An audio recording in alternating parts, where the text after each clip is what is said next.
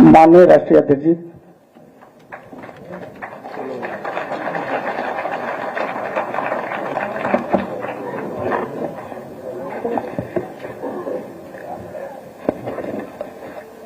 मंच पर उपस्थित समाजवादी पार्टी के गुरुजी आदरणीय उदय प्रताप सिंह जी, संचालन कर रहे पार्टी के प्रदेश के अध्यक्ष जी, जिन साहित्यकारों को हिंदी से जुड़े हुए लोगों को सम्मानित करने का मुझे मौका मिला, आदरणीय अब्दुल बिस्मिल्लाह साहब, आदरणीय वीरेंद्र यादव जी, पार्टी के नेता प्रमोद त्यागी जी, यहां पर उपस्थित सभी वरिष्ठ और सम्मानित साहित्यकार, पत्रकार साथी और समाजवादी साथियों, मैं सबसे पहले हिंदी दिवस की आप सबको बहुत बहुत शुभकामनाएं और बधाई देना चाहता हूं। साथ ही साथ मैं आदरणीय उदय प्रताप सिंह जी का धन्यवाद देता हूं कि जिन्हों की वजह से आज हिंदी दिवस के दिन आज हम सब लोग मिल रहे हैं। मैं उनका विशेष इसलिए भी धन्यवाद दूंगा कि आदरणीय अब्दुल्ला बिस्मिल्लाह जी से मिलवाने का काम किया है। मैं जब उनको सुन रहा था और मैं सभागार में बैठे हुए लोगों को सबको देख रहा था, बहुत दिनों बाद चेहरों पे खुशी दिखाई दे रही थी उनकी बातें सुन करके, और मुझे लग रहा था कि पत्रकार साथी और सुनना चाहते हैं, लेकिन समय न होने की वजह से वो जितना कुछ कहना चाहते थे वो नहीं कह पाए। लेकिन मैं आदरणीय बिस्मिल्लाह साहब को बधाई देना चाहता हूं और भरोसा दिलाता हूं कि जब कभी भी कोई बड़ा कार्यक्रम होगा, मैं आपको जरूर उन कार्यक्रमों में आमंत्रित करूंगा, जिससे बहुत सारी जानकारी हम लोगों को मिलेगी। हिंदी दिवस के दिन हिंदी के साहित्यकारों का सम्मान करना और भाषाओं के बारे में जानकारी होना, जिस तरह हमारे साथियों ने बताया कि जहां हमारी भारतीय भाषाएं और हिंदी भाषा का जो बढ़ाने का काम होना चाहिए, जिस रूप में होना चाहिए था, वो नहीं हो पाया है। लेकिन इधर जब हम चीजों को देखते हैं तो बहुत कुछ बदलाव दिखाई दे रहा है। जहां नेताजी से लेकर के समाजवादियों ने, डॉक्टर राम मनोहर लोहिया जी से लेकर के जितने भी समाजवादी रहे हैं, और आजादी के समय में भी हिंदी की बहुत बड़ी भूमिका रही है। जहां आजादी के दीवानों के बीच में हिंदी की वजह से ही और हिंदी उर्दू दोनों भाषाओं की को लेकर के एक क्रांति हुई, लोग जुड़े और भारत को आजादी मिली। जहां हमारी राष्ट्रीय भाषा बनी, वहीं हमें भारतीय भाषाओं को बढ़ाने का भी काम करना चाहिए। जहां हिंदी भाषा को हम लोग इतनी राष्ट्रीय भाषा के रूप में मानते हैं, वहीं कई बार और प्रदेशों में बहस छिड़ जाती है। तो मैं यही कहना चाहता हूं, जितना हिंदी भाषा का सम्मान हम लोग कर रहे हैं, उतना ही भारतीय भाषाओं का भी सम्मान करें।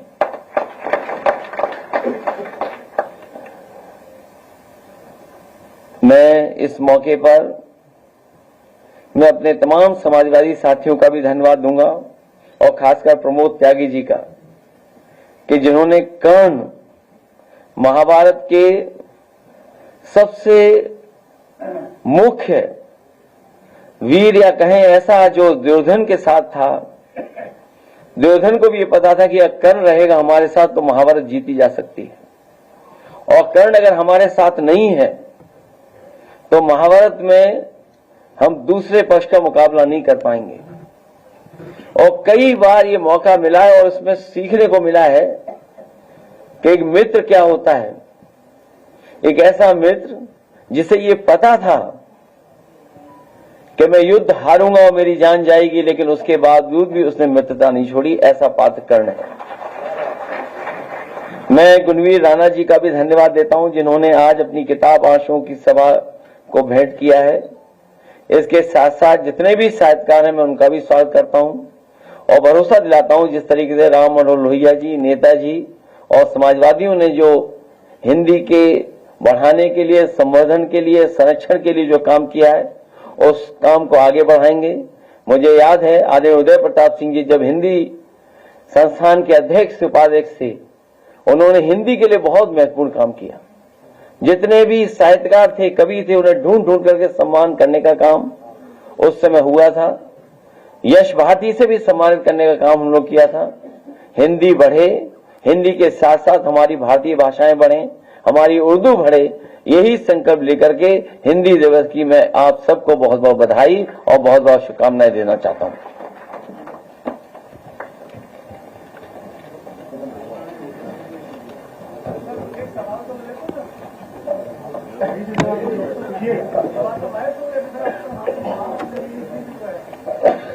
क्या पूछोगे ये बताओ।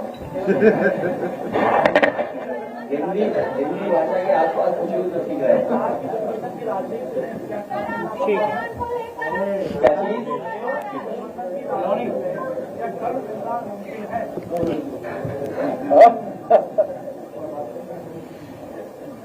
ये बहुत महत्वपूर्ण सवाल किया आपने, क्योंकि कर्ण और दानवीर कर्ण, दानवीर कर्ण और त्याग का इतना बड़ा उदाहरण कहीं नहीं मिलता जो महाभारत में हम कर्ण के माध्यम से सीखते हैं, देखते हैं और सुनते हैं। लेकिन जैसा अभी कुछ देर पहले कुर्सी की बात हो रही थी, तो राजनीति में अपने विचारों को लेकर के, अपने कार्यक्रमों को लेकर के, सिद्धांतों को लेकर के अगर कुछ त्याग करना पड़ेगा तो हम समाजवादी लोग तैयार रहेंगे।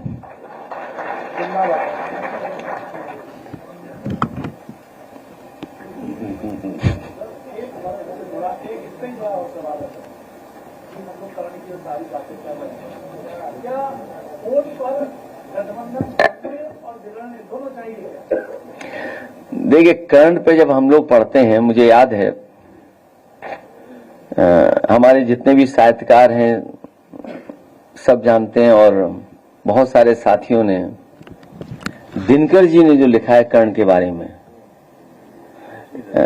रश्मि रति में, शायद उससे अच्छा कर्ण के बारे में नहीं लिखा गया होगा। और वो पक्ष जब वो शूद्र वाली बातें शुरू हुई, वो शायद इतना स्पष्ट तरीके से और जिस भाव के साथ लिखा गया, शायद कोई बड़ा उसके अलावा लेख नहीं आया। जो गठबंधन था वो ऐसा गठबंधन था जो बाबा साहब भीमराव अम्बेडकर जी, डॉक्टर राम मनोहर लोहिया जी करना चाहते थे अपने जीवन काल में, वो नहीं कर पाए। इसीलिए आपको याद होगा उस समय मैं कहता था कि सपा बसपा का गठबंधन ये देश की राजनीति को बदलेगा। लेकिन कुछ परिस्थितियां ऐसी रहीं जिसकी वजह से वो गठबंधन नहीं चल पाया, और बात बहुत छोटी आई है, किसने किसका फोन नहीं उठाया, किसने किसको फोन किया, आप सोचिए। और उस समय का आपके पास रिकॉर्ड भी होगा। मेरे मंच में, मेरे बगल में बहुत ही पुराने बहुजन समाज पार्टी के नेता बैठे थे, और जिस समय मुझे सूचना मिली कि सपा बसपा का गठबंधन तोड़ दिया गया है या सपा बसपा का गठबंधन आगे नहीं रहेगा, तो सबसे पहले मैंने उन्हीं से पूछा। मुझे अभी भी याद है, मेरी बाईं तरफ बैठे थे वो। मैंने कहा अब क्या करें और क्या करना चाहिए हम लोग को। उन्होंने कहा कि हमें भी ऐसी धोखा मिला था, आपको भी धोखा मिल गया।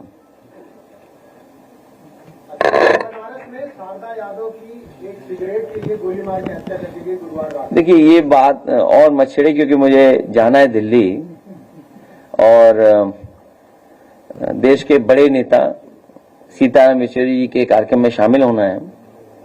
वो नेता ऐसे रहे जिन्होंने विचारधाराओं को जोड़ा, विचारधाराओं के बीच में सेतु बन के रहे। जहां तक सवाल आपने पूछा है, बनारस ही नहीं, पूरे उत्तर प्रदेश के अगर आप आंकड़े निकालेंगे, और एनसीआरबी के आंकड़ों के माध्यम से मैं कहता हूं कि सबसे ज्यादा इस तरह की घटनाएं अगर कहीं हो रही तो उत्तर प्रदेश में हो रही हैं। कभी केवल छोटी बात को लेकर के, जो घटना बनारस की आप बता रहे हो, सोचिए जान ले ली उसमें। ऐसी बहुत सारी घटनाएं उत्तर प्रदेश में देखने को मिलती हैं आए दिन, और इसलिए मिल रही हैं क्योंकि जितना पुलिस विभाग है वो पूरा का पूरा पुलिस विभाग साजिश और षड्यंत्र करने में लगा हुआ है। कोई घटना अगर की है, मान लीजिए फेक इनकाउंटर किया है, तो फेक इनकाउंटर के तार जोड़ने के लिए आपको घंटों साथ बैठना पड़ेगा। क्या आप कल्पना कर सकते हैं 3 साढ़े 3 बजे फेक इनकाउंटर हो और 5 सवा 5 पे आपके पास प्रेस नोट चली आए और फिर तार मिलाए जाए, बैग कहां से आया, मोटरसाइकिल कहां से आई, नए कपड़े कैसे बैग में मिले। और मैं समझता हूं अभी भी व्यापारी संतुष्ट नहीं होगा। जो बारात में की हुई है, जो चीजें उसकी गई हैं, बारात में की पूरी नहीं हुई अभी तक।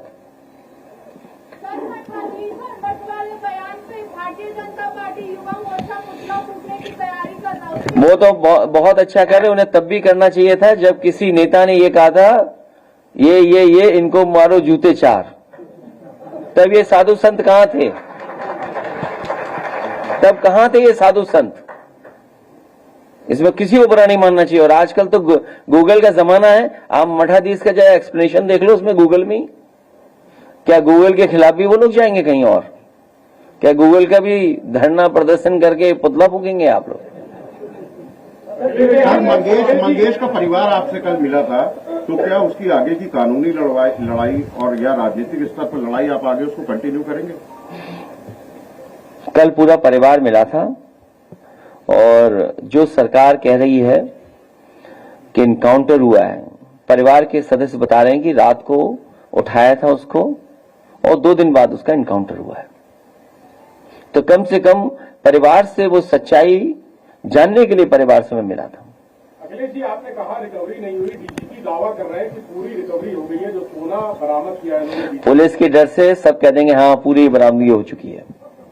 बीजेपी एक और आरोप लगा रही है कि आप पीडीए की बात करते हैं लेकिन खाली एक जाति को लेकर चल रहे हैं। बाजारों में जाके वो कह रहे हैं कि हम एनकाउंटर कराते थे। मैं समझ नहीं पाया क्या पूछ रही हैं। चलिए मुझे जाने दो, मैं आदरणीय भारतीय जनता पार्टी कह रही है कि आप बात पीडीए की करते हैं लेकिन एक जाति की सिर्फ बात कर रहे हैं। पिछड़ों के या मुसलमानों के जो इनकाउंटर हुए उसको कोई सवाल? जितने भी इनकाउंटर हुए हैं समय समय पर समाजवादी पार्टी ने आवाज उठाई है। प्रधानमंत्री कह रहे हैं विश्वगुरु बना रहे हैं, लेकिन जिस तरह से पुतिन को सफाई दी गई है यूक्रेन दौरे की, पहली बार ऐसा हुआ है कि प्रधानमंत्री की सफाई किसी दूसरे देश को दी जा रही है दौरे की। उस पर विदेश वाले में मत पूछो आप।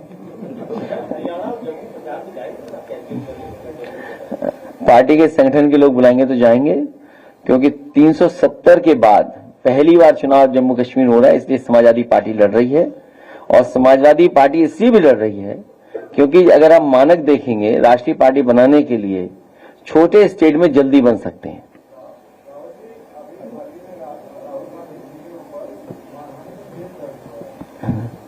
मुझे लगता है यहां भी हमारे ऊपर भी मानहानि का केस दर्ज होने जा रहा है।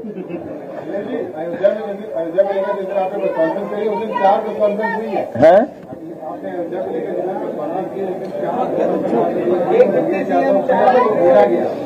देखिए,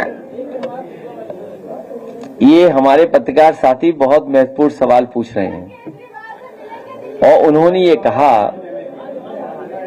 मैंने अपनी प्रेस कॉन्फ्रेंस में भी यही कहा था कि अयोध्या जैसी पावन धरती पर अगर इस तरह का जमीनों को लेकर के भ्रष्टाचार हो रहा है तो आप कल्पना करो और जिलों में क्या हो रहा होगा। भारतीय जनता पार्टी और उनके तमाम पदाधिकारी और नेता जब से इनकी सरकार बनी है जमीनों के काम कर रहे हैं। सबसे बड़े भूमाफिया के रूप में उभर करके आई है पार्टी। केवल जमीनें नहीं, कई जगह इन्होंने तालाब कब्जा किए हैं, तालाब भी समाप्त कर दिए हैं। आपके लखनऊ शहर में ही कई तालाब खत्म कर दिए और प्लॉटिंग हो रही है। तो बीजेपी भारतीय जनता पार्टी नहीं, भारतीय जमीनी पार्टी बन गई है। अयोध्या के राम मंदिर परिसर में काम करना, केजरीवाल से मुलाकात करने आप दिल्ली जा रहे हैं। वो हमारे इंडिया गठबंधन के सहयोगी नेता हैं। आज संभव नहीं, फिर कभी मुलाकात होगी। मैं एक बार फिर आदरणीय अब्दुल्ला जी का और वीरेन जी का आने के लिए बहुत बहुत धन्यवाद और बहुत बहुत बधाई देता हूं। मुझे उम्मीद है कि हम सब मिलकर के हिंदी को और आगे बढ़ाएंगे।